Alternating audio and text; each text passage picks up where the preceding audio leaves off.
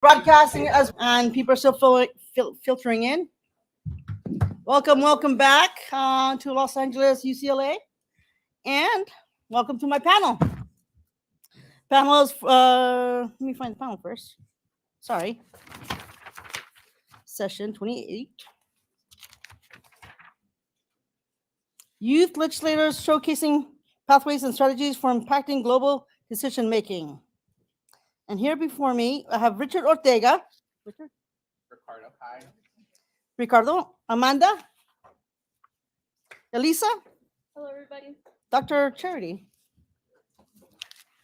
And they represent. Well, I guess we can introduce ourselves. So my name is Ricardo Ortega. I am the co-chair of the Los Angeles County Youth Commission. We represent over 2.2 million young people across LA County. And I'll pass it on to Dr. Charity Chandler. Yes, good afternoon, everyone. I'm Dr. Charity Chandler. I have a few jobs. My 9 to 5, I'm the CEO of an organization called CASA of Los Angeles, which stands for Court Appointed Special Advocates. We organize the community to show up in life and in court for children impacted by the foster care and juvenile justice systems. I'm also the vice chair of our LA County's Commission for Children and Families, and advise the district attorney on all matters regarding African Americans. I'll pass it along. My name is Amanda Hernandez. I also serve as one of the co-chairs for LA County's Youth Commission. The Youth Commission is basically system impacted youth from the foster and probation systems. And we're just basically an advisory body directly to the county so we can make systems better for the youth that come after us. Hi, everybody. My name is Elisa Martinez. I am from Las Vegas, Nevada, and I focus a lot of my advocacy work. I am a youth advocate around voter engagement and civic engagement. Thank you for showing up, guys. It's an honor. First question, I'm gonna have a series of questions. And the first question is, what is your definition of power sharing? And what does it look like? Thank you for that question. Give me a second to think about it. I believe that power sharing is coming together, although you may not agree with what the other person believes. It is coming together to help and progress a community. For an example, let's say you're doing a project with a partner and you want to do the poster pink and they want to do the poster purple. But you have to come together to just move forward. So power sharing is just coming together, putting differences aside and respecting one another to move forward. Well, for us, on the LA County side, power sharing is the position that we have, right? So the fact that we get to sit down with the supervisors of LA County, what we call the 5 queens of LA, who have the power to change systems in the biggest county in California. The biggest budget that we have is over $45 billion every year. And so the fact that we have a seat at the table with them and talking to them about, hey, law enforcement is doing this. How can we change the system? That's what power sharing looks like. And that's what it's supposed to be. Having a seat at that table with the supervisors, with those policymakers to allow us to have an impactful change in the whole state, in the whole county. Yeah, I ditto everything Ricardo said, but also because I sit in a position of power, in order to share that power, you have to be extremely intentional. You have to, and if you're a part of a social service or community serving organization, you cannot exist in a leadership capacity or a powerful capacity without truly understanding and having proximity to the communities you're serving. In order to do that, you need to speak to them. You need to shut up and listen. You have to bring those folks with lived experience or that are impacted by the work you do or different policies and practices that exist into the fold and allow them to have positions of power and influence so that we're not only building a pipeline, but we're ensuring that we're having an impact.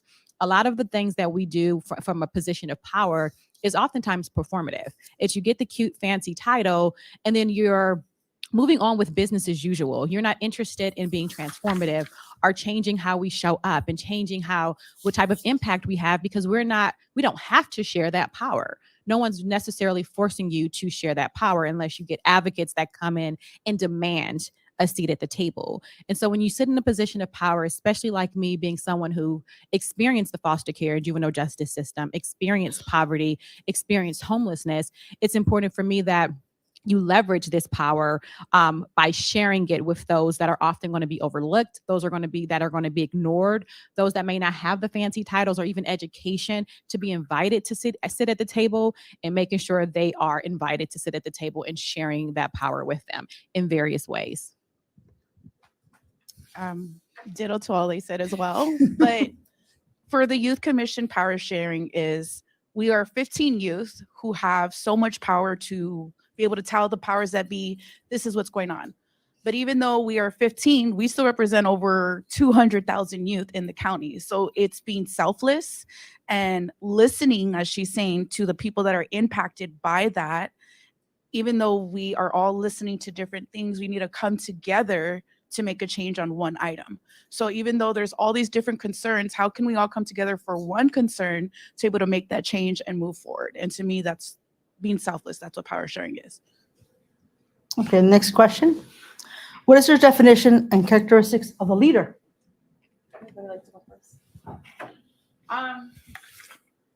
Definition of a leader is, I'm just going to use the example of being a big sister, because I'm a big sister of 5 kids.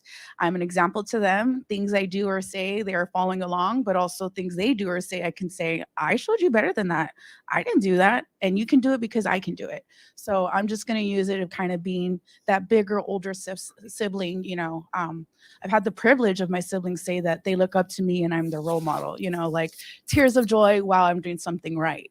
Especially being a system impacted youth, not having my parents there or having a role model, it feels great to be able to be a leader to my siblings, and show them that there is something better, and that if you try hard enough, you can have something better for yourself as well, and more than just what we came from. I'll go next. Thank you for that, big sis, little sis. The best leader, or definition, or characteristics of a leader for me, when I think of leader, I look at the letter L, and it helps me remember that I need to look, listen, and learn. So the best leaders are those that are going to not lead blindly based on their own agenda or motives, but they're going to really look at, who are you leading? They're going to listen to, what are the things they care about? But most importantly, the best leaders are learners. We don't get to come in these positions once we have our degrees and titles and think that we know all that we need to know in order to lead. We have to be in a constant state of learning, and not always learning from people that we feel are smarter than us, is learning and looking and listening from the people, many different people that are around us that have information that could inform what we do.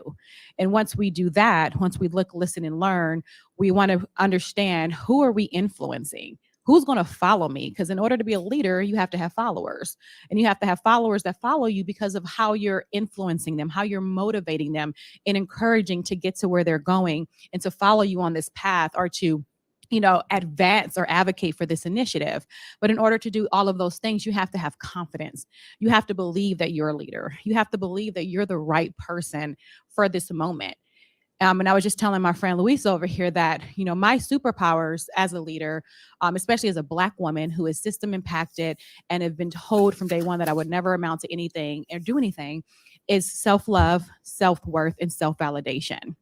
Leaders need to know that they're worthy of the position they're in, and not because someone told them they're worthy or someone gave them that position, especially if you're a person of color and come from different circumstances. You're worthy because you were born worthy. And so if you're really passionate about something, you really care about something, you go after it because you know you're the right person for this moment. And then you have to validate yourself, because when you're in a leadership position, everyone's not going to like you. Everyone's not going to agree with you. You're constantly having to make executive decisions. And so you need to be comfortable enough loving yourself and validating yourself and telling yourself that you have this, you can do this, you can push forward. But in order to even do that, you have to love yourself. We seek love and validation and worth from the wrong people oftentimes. And as a leader, you have to be able to have those superpowers yourself so that you can continue leading and guiding when it gets tough, when it's not easy, when people are doubting you, when people are blaming you. Because if you're really leading from a place of impact, you got to look at the vision. You got to look at the goal. Where am I trying to get to? and what are the obstacles I'm going to have to advance over to get there. And it's like I said, it's not going to always be pretty. So look, listen, and learn. Self-love, self-worth, and self-validation and confidence. That was, ditto. But I also, the other part that I would like to add, specifically when you're talking about policy change and being a leader in that space, a lot of the times you have to be comfortable with compromising. That's one of the things that us as leaders, we're like, is my way or the highway, right? And so especially for young leaders ourselves, sometimes we're like, we want to have this change. This is the reason, but there's other parts to that. And so for me, characteristics, especially my space with legislative and policy work, it's always about compromising and making sure that I do have that vision of this is what could happen if we compromise. Look at the bigger picture, creating a whole pathway forward so that young people, so that people in general can have that tools for them. But like, Charity said, is also making sure that you do have a following, in somehow, some way that you make sure you create that team building exercise within your leadership, within your folks that are going to be with you, leading you, but also being side by side with you and being open to stepping back and letting other leaders come in. That's what a true leader is. Looking ahead, having that vision of like, I'm not going to be in this leadership position for the next 5-10 years. I want to create and cultivate the next mind so that when it's my time to go, there is someone there to fill in that void. That is what a true, authentic leader is. Thank you, everybody. All of your responses were amazing. And Amanda, I really like the example that you used as being a big sister. So being a leader is somebody that is not only empathetic and has a vision for themselves, but is also a vision for their community. Whether that is through talking to them about, the most important issue in the neighborhood, to wanting to create an initiative with legislators to better your community. Being a leader is somebody that looks to uplift not only their voice, but the voice of others. It's to uplift students, your neighbors, your friends, and a leader is somebody that looks to create a better future for the next generation. Thank you. So I have another question to ask. How do we create a transitional plan to continue the work we established after our time is over? So I'm working on that right now. So I don't like the CEO title. So I think I was telling you the other day, like, I'm sorry, title what? like the CEO title, like, and mind you, you do not have to have a title to be a leader. I want to start right there. You could be a leader just because, but because I am in a leadership role, and because I'm a transformative leader and visionary where I don't show up and do business as usual, I look at the full theory of change and the role we as leaders and organizations play in transforming our communities. I know, and I was also the first Black person and first person of color and first person with lived experience to serve in the role that I'm serving in now. And when you have lived experience, you lead differently. So I know a lot of the policies and processes and reform efforts and programs that I've implemented will likely not go on without me there if I don't do succession planning, or we call it transitional planning here, and making sure that we're building that next pipeline of leadership that's going to continue to advance the work. If you're in an organization that's doing transformative and inspiring things and it stops because the leader left, then that wasn't a good leader. A good leader makes sure that there's a system in place, that the infrastructure continues to run and operate with or without them. And so for me, it's making sure that my team is fully on board. And by my team, I mean my 70 staff that I have, my board of directors, my internal and external stakeholders. Is there enough transparency within the organization, enough communication within the organization that everyone buys into this vision we have? So much so that when I do leave one day, they're going to continue advancing the work, and they're not going to say, finally, she's gone, let's get back to business as usual, right? And so how are you developing your team and your staff? How are you identifying those individuals that may oftentimes be overlooked, but have that passion and that desire to continue the work?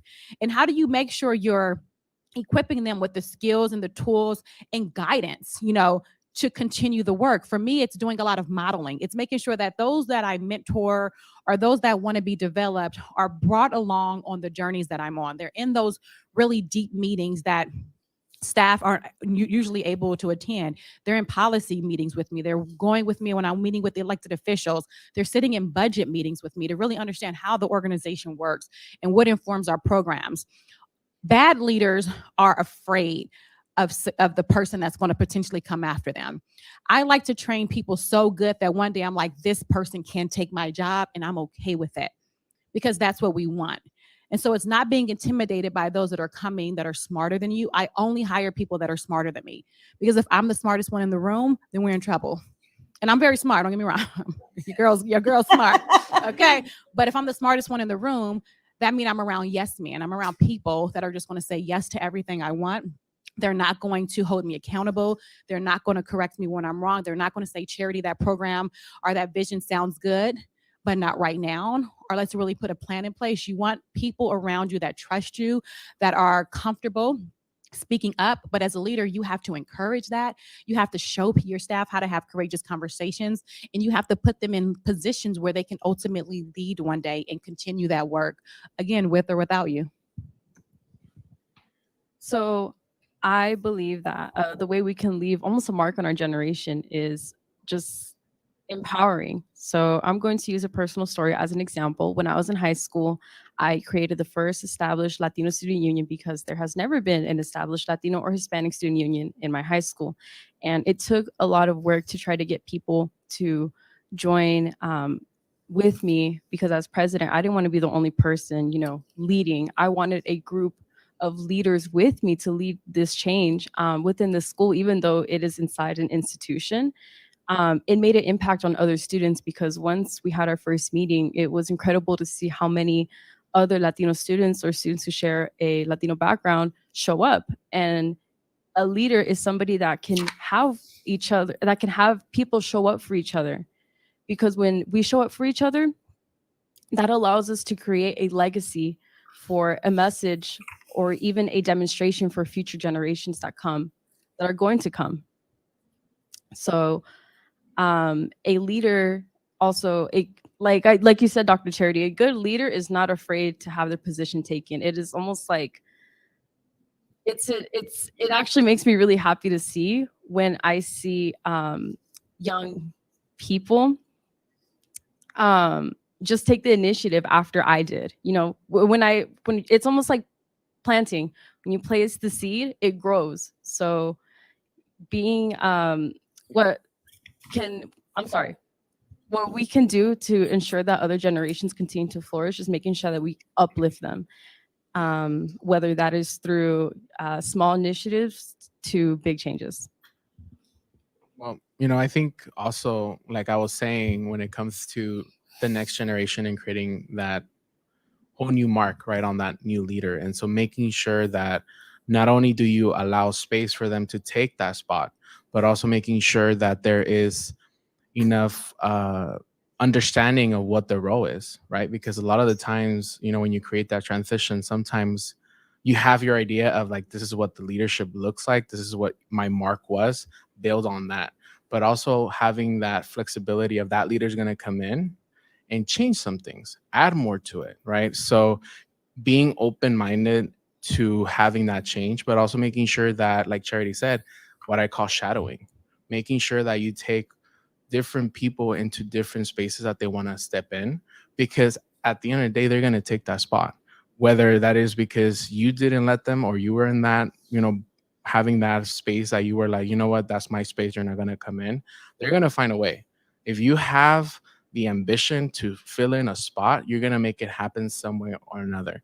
And it's us as leaders, our responsibility is making sure that you are the person that can help them because you've done it before, but also making sure that that transition plan happens way before then, because sometimes, it's our time to go and you never have a plan. You never identify someone. You never taught someone how to be a leader. You never gave them the space to make errors too, because there's going to be errors in the transition plan of leadership. And so being okay with it and being there for consultation for those leaders who are coming in. So one of your commissioners from your commission, they said a saying, planting seeds for shade I'll never sit under. And I think that's exactly what a transition plan is. So how do you get a successful transition plan? In the county, one thing that drives me crazy is when there is a new director, that means there's a new vision, there's new goals, there's new this, there's new that, and you can have a director change. That then just has the work or great incentives or great plans, programs that were going to come up change because that is not that person's vision. That drives me crazy. I don't think that directors should be tied to county departments, and because the director changed, the whole mission of that department changes. So I think it's one, getting a buy-in from the staff, like you're saying, but also finding people who have that passion. Specifically for us, we are youth commissioners. We are passionate about Department of Children and Family Services and probation. Why? Because those specifically affected us, and we want better for the next generations. Like I said, I'm the oldest of 5 kids. So even though I'm done with these programs, I'm done with these services, my sister will still be impacted by this. So finding people that are just as passionate about it and understanding the goal of you are planting something or starting something that you will never get to be able to feel that nice, cool breeze, that shade, because that is for the next generation to come. And I think when you really try to find that buy-in and passion from somebody, that is really how the work will continue on. Because I know even though once my time up as a chair, once his time up is at the chair, there are still more youth coming after who are just as passionate, who are buying in now. They come to our youth commission meetings. They engage with us in conversations. They ask us questions, but also I'm very open to answering those questions. I'm very transparent too. You got to let them know not just the rainbows and butterflies, but what is going to be the bumps along the way. Specifically with the county, everything takes forever. And I have a passion and a fire and I want it all changed now. That is not how it's going to happen. So being realistic, so then the next person that comes on that has that passion doesn't get burned out because they know what to expect as they're going along to make this change. This question is, I want to change this question a little bit. Okay. The question is, what advice do you give to current and future leaders? The issue is for me, as relates to IYC, is you're broadcasting around the world right now, right? So you're talking from the perspective of California and Los Angeles and your experience. But you got people in Pakistan, Indonesia. You have people from Afghanistan right now where girls can't even go to school. So you're reaching people, youth, that don't have your circumstances, but yet they want to be leaders. Yeah. So from a global perspective, I want you to think about if you're going to be a leader to your community or to your city, and you live in a community where there's civil strife, how can you give advice from a youth's perspective? They'll keep them safe, right? I want to point out my leader, my director, Ali Mustafa, standing there, taking pictures. And the reason being is that I respect you immensely. The reason why I'm pointing you out is because you were in a position of leadership. The military broke down your door, took you out, and then they tortured you.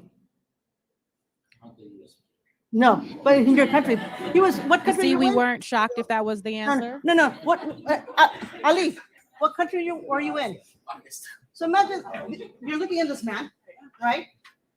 He's a leader just like you, except the government broke through his door, took him out, and tortured him.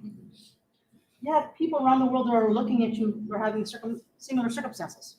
So how would you address how to be a leader and having issues of that nature? And I want to hear your guys' opinion. So I was in Mustafa's roundtable. We were discussing leadership, and one of those things was hearing no. And I love hearing no. Please tell me no, because then I'm going to find a way to say yes. But in regards to being safe, I'm just going to be honest and transparent. This is my personal opinion. When you are fighting for what is right and others think it is wrong, it's not going to be safe.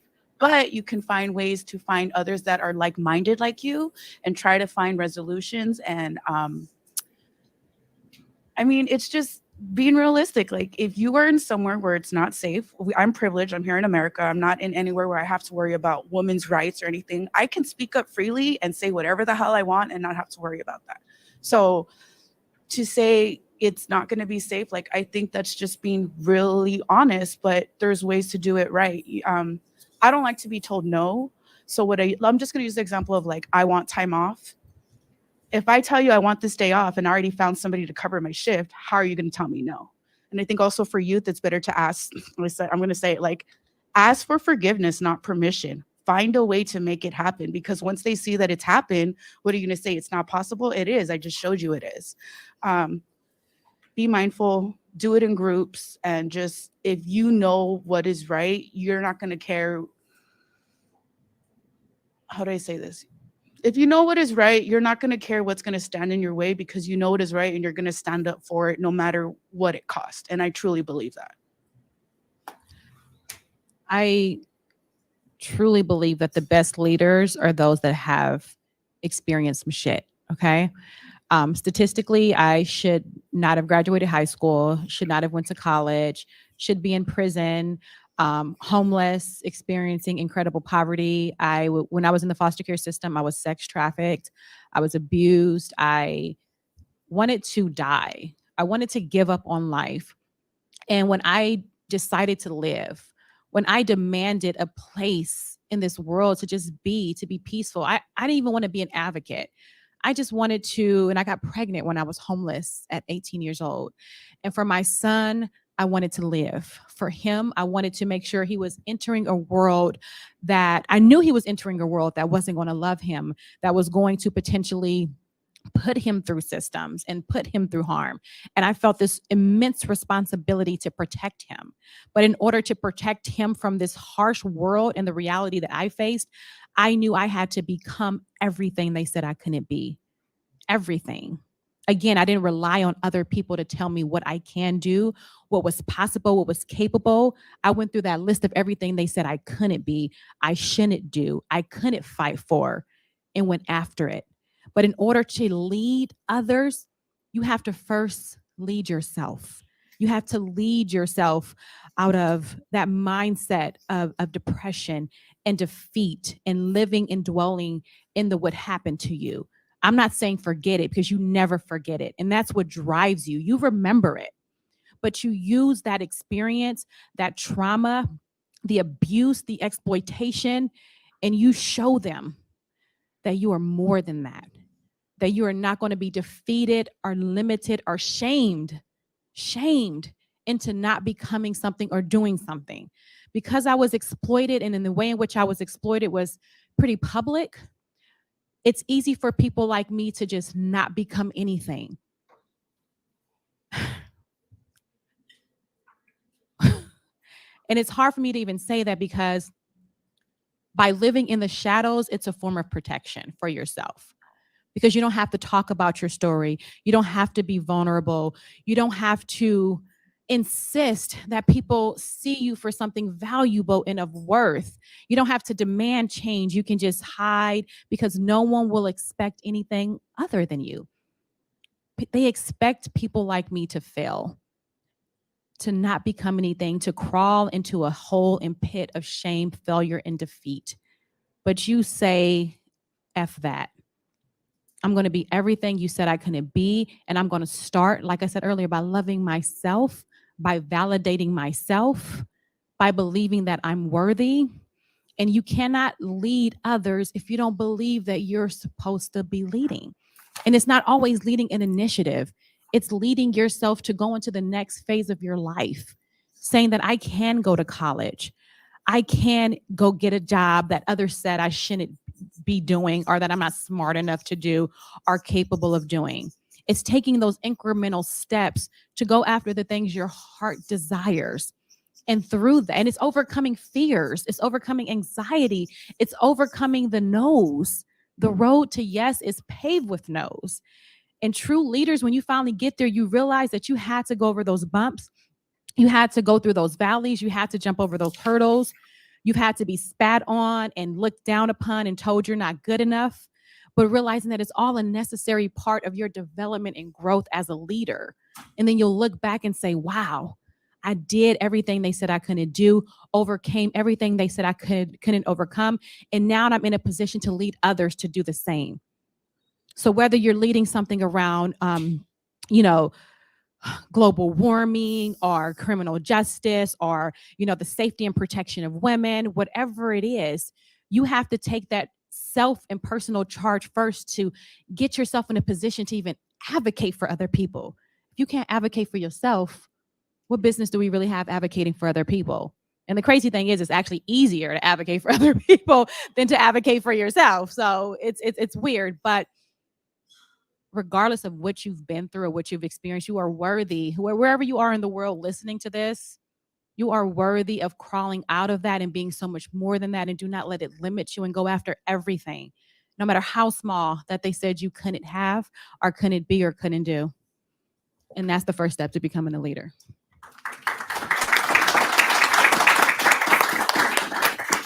That was very, very insightful. And I was listening to how you said it. It wasn't canned. And I know that people are watching and listening to how you said it. Thank you. I mean, that's hard to come after, right? But I think for me specifically, when you were talking about what Ali's experience was, right? I don't know why, but I just got a flashback when you said that. Real quick. Yeah. You know why I said that? And I'll tell you why. That's okay. I hang around Ali a lot, right? Wherever he goes in LA, whatever, I'm his transport. And so they see him. This is leader of IYC. And I literally, when I'm at the UN, I see him talk and I see him engage. And people assume he has no history of trauma. But he is moved and he's passionate because all these experiences he's had, and it has made him an effective leader. But people have seen him. When I took him to CASA LA and presented him in front of this faculty and the students were quiet. They did not engage. But the minute he said that I had a trauma history, that ignited, oh, we get now how come you're doing what you're doing. And that's why I mentioned him. And I know he wasn't expecting that when he showed up. And I pointed him out, and he looked at me because he's for me, he's an example to this work. Well, I think for me specifically was because when you were talking about law enforcement, or the military coming into his home and taking him out, automatically what came to my mind was the first time that I actually entered foster care. It was very similar to that. How old were you? I was 7 years old at that time. Oh my God. So we were homeless. We were in Huntington Park. If you don't know where that's at, that's like south, near Long Beach area. And so specifically, I was, in a hotel. The sheriffs come in the morning at 7 a.m., come in and take me and my siblings away. And we're talking about the United States here in California, in a very progressive state. And it still happens. We just don't have it in that way where the military is the persons, but you have someone who have a uniform coming into your home, into your space, taking you and your two younger siblings into a police car, putting you in the back of the car and driving away. Without explanation of why they're taking you away. You just see your parents crying and you don't know why, right? And so for me is making sure that even though those are happening, those are my stories, those are my trauma, I also understand that that's continuing to happen right now. That still happens. And it's continuing to do so, but it takes someone the courage, and that's unfortunate. When you become a leader, you are the sacrifice. You are sacrificing yourself to change because you know your purpose. Your purpose is what happened to me, what's going on in my country, what's going on in my community. I don't want my next generation of leaders to experience the same thing. And that's the unfortunate part of being a leader, because it's not all rainbows and dandy and having a beautiful title. It also comes with consequences. It also comes with, you need to be vulnerable. You need to make sure, and that's what we're talking about, transition, right? Because anything can happen to you, but the work is going to continue if you have a good transitional plan, a good leader there for you who's going to pick up. Whatever you left off, they're ready to pick up. And so it is very important that you don't give up, because your work is making an impact. Whether you know it or not, And that's a lot of the things that I have an issue with. I don't reflect on the work that I've done. And I'm only 24.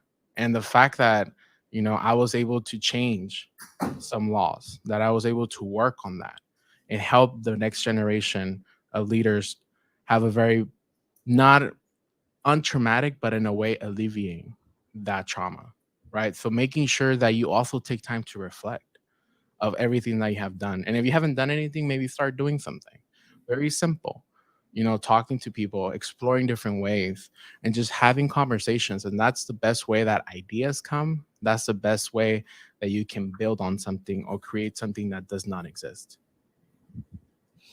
Wow. Well, you guys have all very inspiring stories.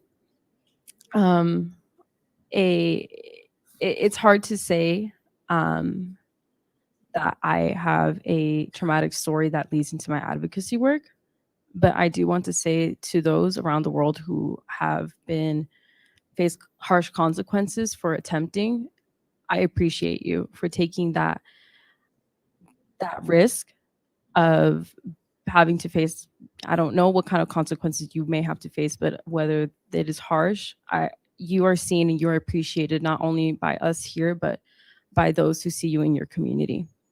A piece of advice that I have to current and future leaders is that be persistent. Nevertheless, you can just always persist.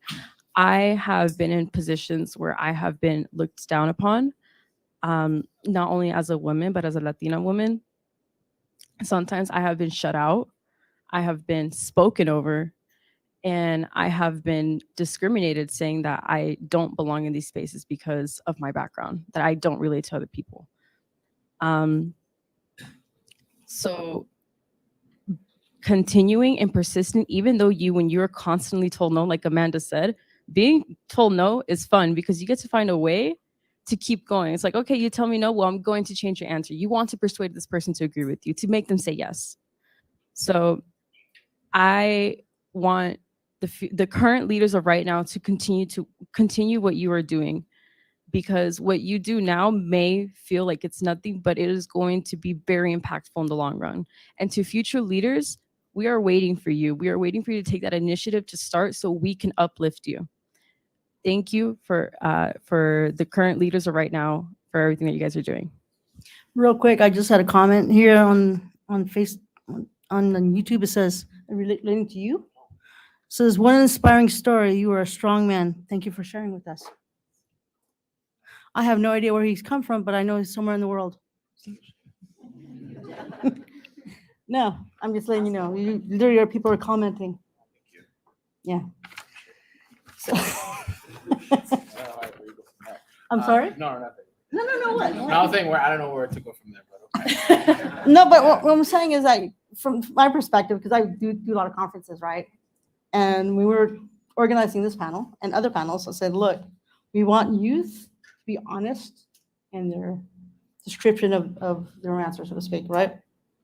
And I was talking to you, Ricardo. I said, I need some leaders that are strong but are willing to be vulnerable. Because you can tell when someone's speaking and just reading something, just speaking, right? But I'm listening to you guys, and I feel it. And if I feel it, I know that they're feeling it too.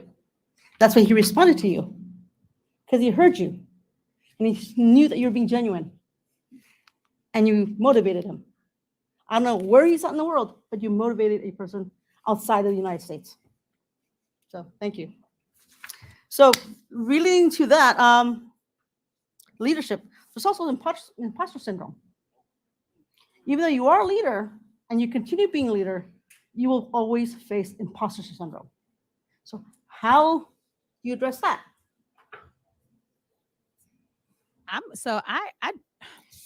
I believe imposter syndrome exists, but I think where we look real at it. Quick, can you describe it for the folks? So imposter syndrome is when you do not feel you belong in a space, no matter how hard you've worked to be there, how much school education you received, even your own life experiences. You walk in a room with other people who have these fancy titles and degrees and can articulate what you're thinking and even feeling at times better than you can, or because of the way you look, because you're young or female or a person of color, you feel like you don't belong in that space. And so regardless of how smart and brilliant you are and how much of an expert you actually are, you shut down.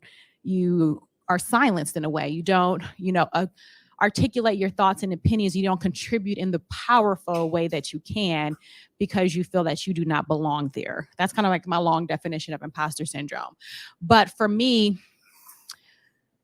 I believe once you gain those superpowers I told you about, and I got really early on in life when I was 19, I believe I had the opposite of feeling. I believed I believed I belonged in every space that I walked into. And so in the beginning, I didn't, but I realized it wasn't because I didn't believe I should be there. It was because other people around me made me feel like I shouldn't be there. And so oftentimes we associate with imposter syndrome with an internal feeling we have that we've imposed on ourselves. And yes, while that's true, it completely ignore the fact that there are people there making us feel that way. We often look at it as like a hidden experience. But when we walk in spaces and people move to the side or talk over us or don't include us, don't put respect on our names, in our experience, don't validate, our experience, they are the ones making us feel like that. And so everyone that feels like they're an imposter in spaces, do not blame yourself for that. We have to hold other people accountable to create inclusive environments so that we do not feel like that.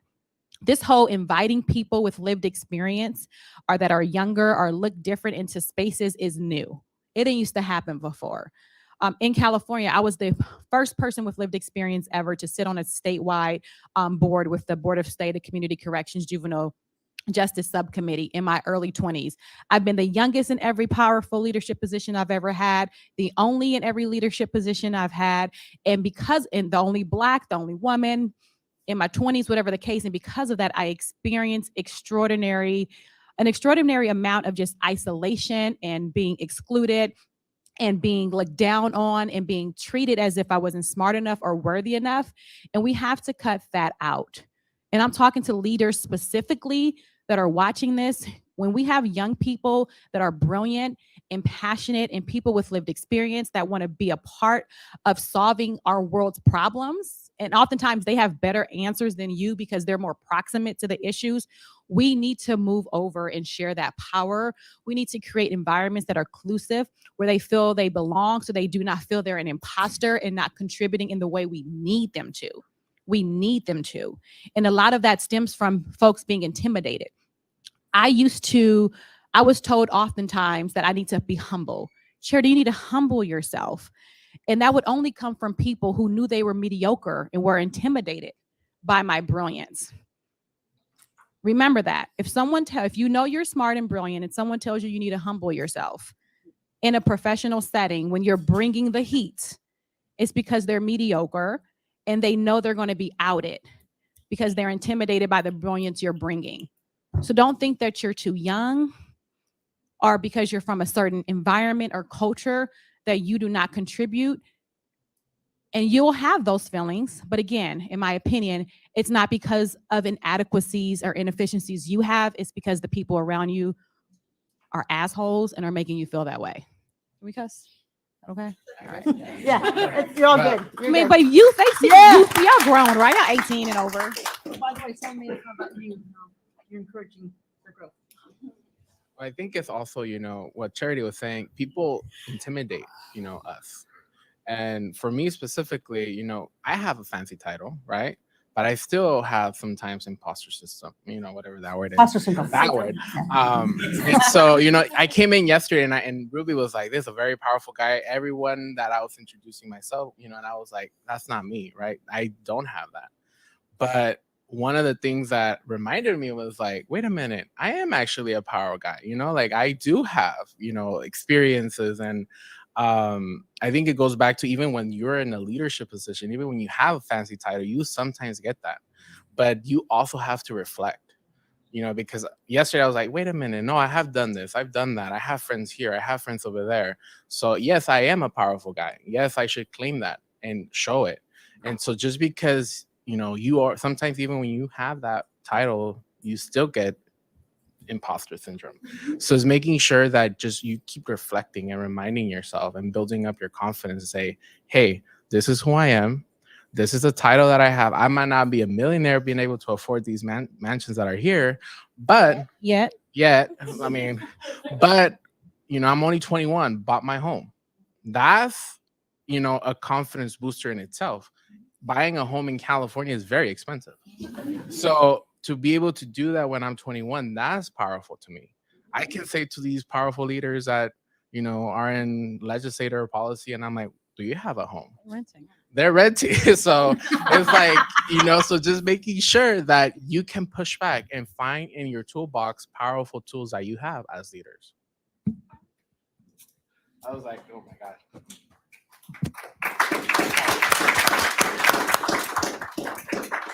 So in LA, we snap fingers. It's because I know some of you guys saw us doing that, and I know we're international. So it doesn't always have to be like hand claps. We just like, yeah, I'm feeling that right there. Just FYI. I've been the chair for LA County Youth Commission for 3 years. And even right now, as I stand, I have that syndrome. I think what makes us specifically as us right here unique than the other ones that have been up here is we are system impacted. So I know for me, myself, it's self-doubt. Do I belong here? I'm with the CEO and soon to be senator, assemblyman, but I still don't feel like I belong right here. But I've done great change. I've spoken up for youth and advocated for rights for beyond over 3 years and been able to make amazing change. But that imposter syndrome still affects me. And I know part of that is because of my childhood, the self-doubt that came from my mom and being a young, quiet Amanda and not finding my voice until I was 18 years old. Now I don't shut the hell up. But I don't have a degree. I just graduated high school and then I went straight into working for the county. But my experience and what I've been through makes me that much powerful to be able to speak specifically for this topic. And so I think it's just finding that self-love, that self-confidence. Even right now as I'm talking, I'm shaking, I have sweaty hands. I know I'm doing an amazing job. I know I can lead and go talk and advocate and get the change that needs to be done. But it's still right now, I feel it. So you need to find that self-love. And I think, I think it's just as far as public speaking goes, because that is part of being a leader. Practice, go in the mirror, write down what you're going to say it out loud, articulate yourself, say it to where it sounds good to you. So when you're practicing, you're ready, you sound okay. But also just in regards to our other comment, like I don't have no script. I'm literally like how you're talking about he made change. None of us have a script. We are speaking from the heart. And so I think that's a big part of it. Speak from your heart, and that'll really just help guide the conversation. Because that's what I'm doing right now. I'm just speaking from my heart, but I think it's helping make a change, helping people listen and understand that you will probably always have imposter syndrome. It is just therapy that needs to happen, self-love that needs to happen, but you need to just fight through it and understand that what you're doing is bigger than you. Real quick, Charity, this is directed at you. Comment. This is so amazing today. You gave me such a power that will let me never give up as a Black refugee lady. I will keep up and finish my goal. Thank you so much. From South Sudan. Oh my gosh. Thank you. Your voice is literally being projected around the world. A comment was made about her. Literally, I'm reading, they're making comments about you guys. People from around the world. You guys are making an impact, and I thank you very much. Thank you, Sudan. Okay, so imposter syndrome. I actually felt it prior to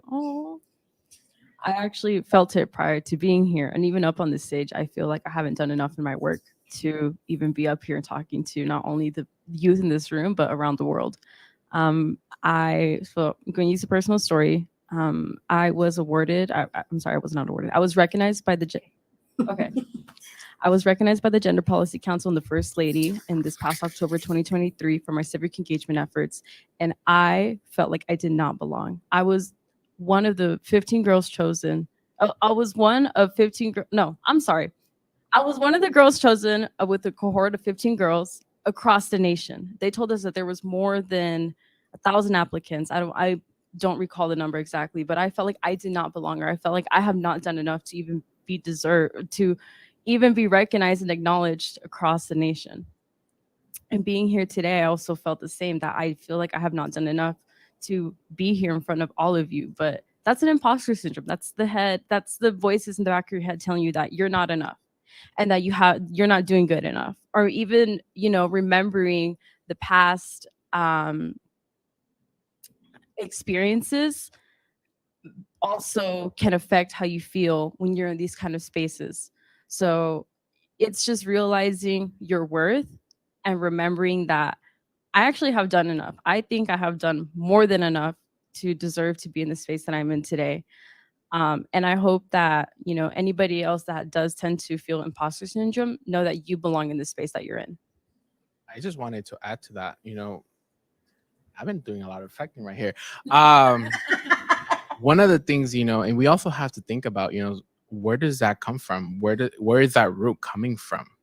Right. And so a lot of us have somehow, some way have been impacted by an institution, by an oppressive institution that is basically telling you you didn't do enough. You're not worth being part of this group.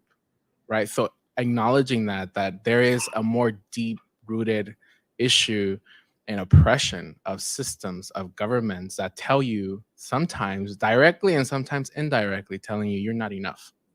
You don't belong here.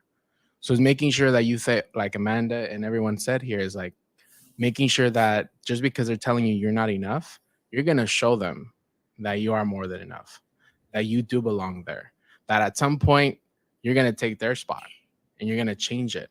But just making sure that you have that self-confidence, that self-reflection, that self-love, that self-care, because you are going to take that spot. Somehow, some way, either you or the next generation that you teach and you acknowledge and you uplift and start changing that mentality of oppression, of making sure that they know that they're enough. We got 5 minutes left, so I want to open up for questions. Where's supposed to be a mic? I think you can speak loud enough. Pass one of ours around. Yeah. We don't have no more mics. Thank you. Appreciate it. Well, first of all, just thank you so much. All of your stories are really inspiring. I think a common theme that I'm getting from all of you is that a big part of being a leader and a big part of being an advocate and getting to those positions in which you have the power to make change is convincing people, is being able to show that your perspective matters, and that you have the enough lived experience and even some property to be in a place or to defend an idea. And so I guess what I wanted to ask is if any of you has any tips on how to tell your story in a compelling way, how to be persuasive, how to be able to impact people, but also convince people of that your side of history is the right side. I think something with the world being so divided today, it's really easy for us to doubt ourselves and think that the opposite side has more power, or that we'll never be able to overcome the power structures that we're challenging. Can I? I think we all want to address. Oh, yeah. So first, I just want to say, I don't think you need to change your story in order for it to be persuasive. Just continue to just share your story, because somebody out there is going to listen to you and is going to want to collaborate with you, or even be inspired by your story to create a change. So do not think that your story is not important, is not persuasive enough, because I think everybody's story is persuasive enough itself. So when specifically being a foster youth and telling my story, I don't want to tell you all my trauma and I start crying. Also, I don't want to be telling my story and be used and abused, basically tokenism. So there is a strategy in the sense of specifically from my past, what am I trying to share and why am I trying to share? What is that going to help contribute to the change? I'm sharing with you that I couldn't catch the bus before, reason being because I believe there should be free bus passes for youth. I was affected by this because I couldn't afford the bus. And so because of that, I would have to walk to school. So being strategic, but also understanding where's the line for you? Am I oversharing and is this going to bring up too many emotions for me? Because you're trying to share, make a change in something that you are passionate about. So always being strategic with what you are sharing, why you are sharing it, and just being mindful of like, I need to keep control for the passion because you may not like what the other party's saying or going back to you. So just why and what is that going to help contribute to make that change? And I will just add to that part here. And, one thing that I was taught was you got 30 seconds. That's all you got, 30 seconds. And so making sure that you are able to put your story in 30 seconds, but do a blank ask. What is your ask? Because a lot of the times your story is powerful in itself because it's authentic. It's coming from your heart. It's coming from your experience. So you don't have to do convincing. You don't have to change your story. What you have to do is put it in a way and research that other person. Where do they stand? What is their background? Because if you're able to connect your story to their personal background, they're gonna be like, wait a minute, I'll give you more than 30 seconds. Keep on going, right? So it's first researching and investigating who you're gonna target. Why are you targeting it? Their background. And also, like Amanda said, controlling your emotions and having an ask at the end. What is your ask of them? That would be my advice. Ricardo took some of what I was going to say. I'm going to say it again anyway. First, before you can convince others, you have to convince yourself why your story matters, why your experience matters, and how does it matter in the grand scheme of things and others. When I started out on this journey of advocacy, I had imposter syndrome mainly because there were others around me that could articulate my story and my experience better than me because of the research or things that they read. And I was living so deeply in my story and mine alone that I didn't realize there were other kids that had other experiences and stories that were similar but different from mine. And that if you stand up in a leadership position to advocate, it's not just for your story. You're now advocating for everyone that's had a similar experience. And you have to really be able to understand what is the true essence of what I want to advocate for and what is the story that I want to tell. There's a power in storytelling. So being compelling and strategic is extremely important. And you have to ask yourself, what is the impact I plan to have by telling the story? Who are the people that I need to speak to? Oftentimes we're trying to convince the wrong people. We're trying to convince people that don't even matter. So who are the people that have power or have influence or have access or platforms that I want to leverage and use that I need to be telling this story to? But if you also want to move people and convince people, you have to understand what's holding them back. What do they disagree with? You can't challenge someone and not be ready to rebut or even debate the situation. If sometimes we're living, this is what kind of drives me nuts about like our democracy and our Republican and Democratic Party. We can advocate very strongly for our position and what we feel, but we're not ready to defend it in the way where we can speak to why other people are wrong or a different position or point of view is wrong in the context of what side of history is the right side of history. And so you have to be willing to do that. And through that journey and experience, you actually learn, you gain perspective, you gain wisdom and understanding in a way where you're able to advocate for a larger population of people. But you have to be ready to defend and understand that other person's side and perspective. Well, it's 3:00. We're starting the next panel. I do want to say thank you guys for showing up. I knew in my heart that you would find the right people for the panel. I really trusted you 100%. And a real leader says yes to others. Yes. This is an example. Right. They call us, we come. Right. But I also knew that he knew a lot of people. And I said, I want people to inspire the world. And he brought you guys to our panel. So I personally want to thank you. And people still want to communicate with you guys.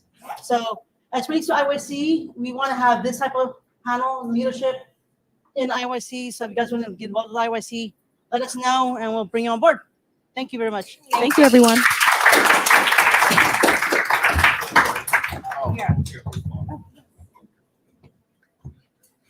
You want to, how about the stand up? Yes, stand up. Stand up. That's better.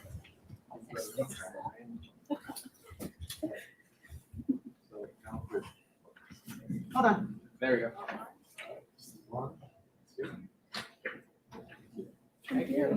Thank you. The youth commission has an Instagram, and Oh, yeah. you can follow it. Know that.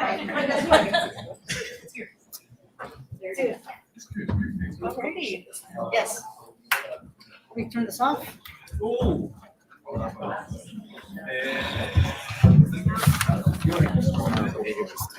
Yeah.